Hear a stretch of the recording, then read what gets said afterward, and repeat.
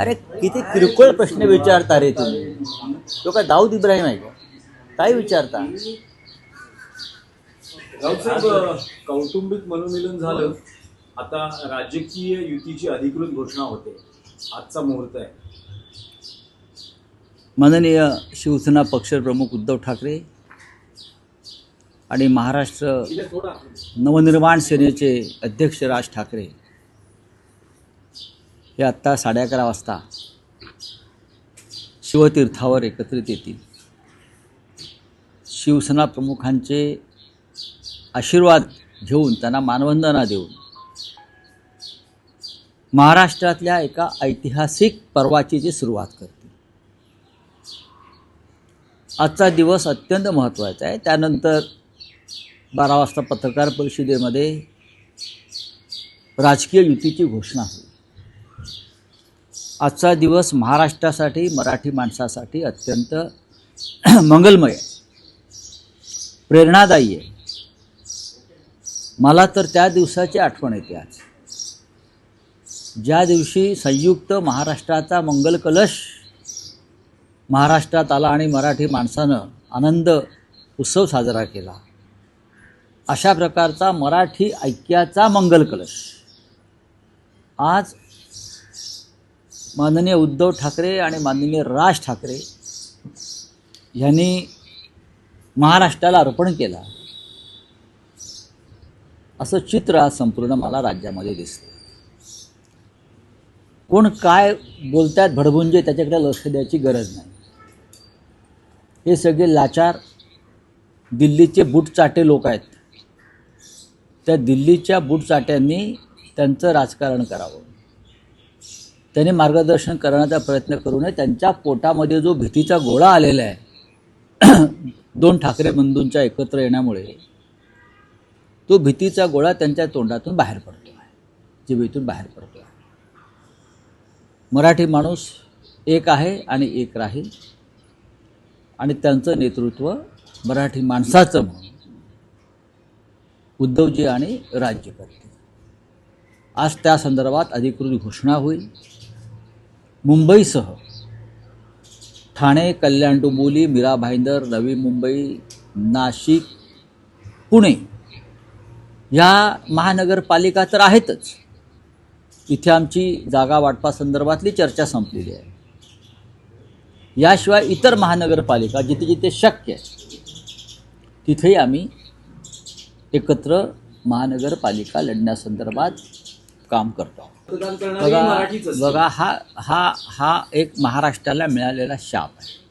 छत्रपती शिवाजी महाराजांच्या काळापासून मराठी माणसानंच स्वराज्याला विरोध केला.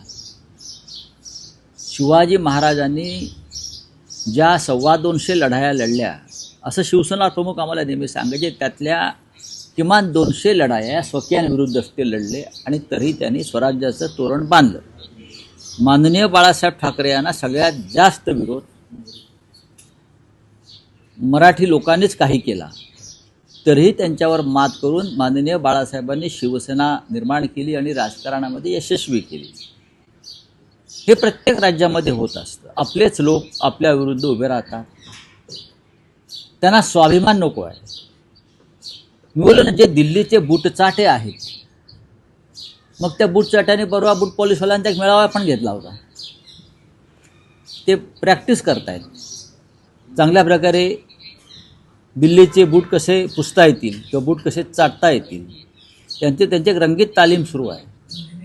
पण महाराष्ट्रातला तळागाळातला मराठी माणूस जो आहे, मध्यमवर्गीय मराठी माणूस जो आहे, हा ठामपणे या शिवसेना आणि महाराष्ट्र नवनिर्माण सेनेच्या युतीच्या मागे उभा राहील, याच्याविषयी आमच्या मनात शंका नाही. नाही बघा राष्ट्रवादी काँग्रेस पक्षच काय, काँग्रेस पक्षाने आमच्याबरोबर असावा अशी आमची भूमिका आहे. आमची भूमिका आहे की भारतीय जनता पक्षाचा पराभव करूया. मुंबईचा बिहारची निवडणुकीचा निकाल लागू नये, तो आम्ही लागू देणार नाही. राष्ट्रवादी काँग्रेसला जयंतराव पाटील, सुप्रियाताई सुळे, स्वतः शरद पवार याच्यामध्ये लक्ष घालत आहेत. युतीमध्ये किंवा आघाडीमध्ये प्रत्येकाच्या मनासारखं होत नाही. काही ठिकाणी त्याग करावा लागतो आणि माणसांच्या प्रेमात न पडता जागा वाटप करायचं असतं.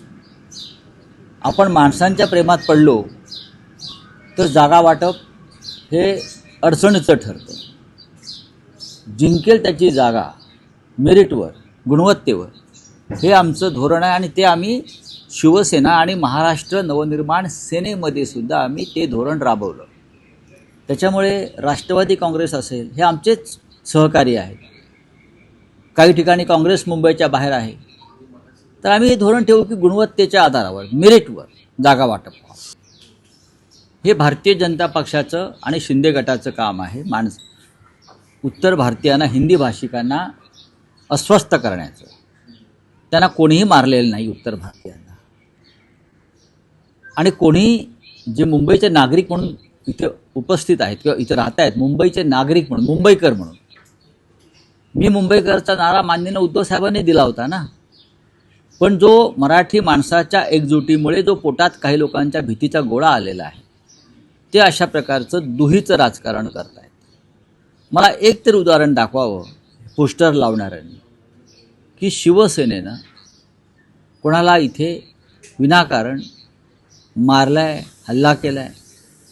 अनेकदा उत्तर प्रदेश आणि बिहारमध्ये मराठी लोकांवरती हल्ले झालेले आहेत. तुम्हाला माहीत असेल तर सांगतो मी. कर्नाटकामध्ये सीमा भागामध्ये आमच्या लोकांवरती हल्ले होतात, त्याच्यावरती कोणाला दुःख नाही. केलंय का? एकनाथ शिंदेने साधा निषेध तरी केलाय का?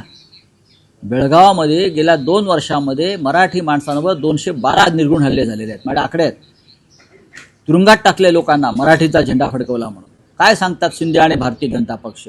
एकदा तरी निषेध केलाय का मुख्यमंत्र्यांनी किंवा उपमुख्यमंत्र्यांनी की बेळगावामध्ये, सीमा भागामध्ये मराठी माणसांवरती जो अन्याय अत्याचार होतोय, त्यांना मराठी जगायचं आहे, मराठी म्हणून, मराठी भाषा त्यांना हवी आहे म्हणून हे हल्ले होत आहेत. आणि इथे उत्तर भारतीयांना पिटोगे, काय बटेगे तो पिटोगे चाललेलं आहे.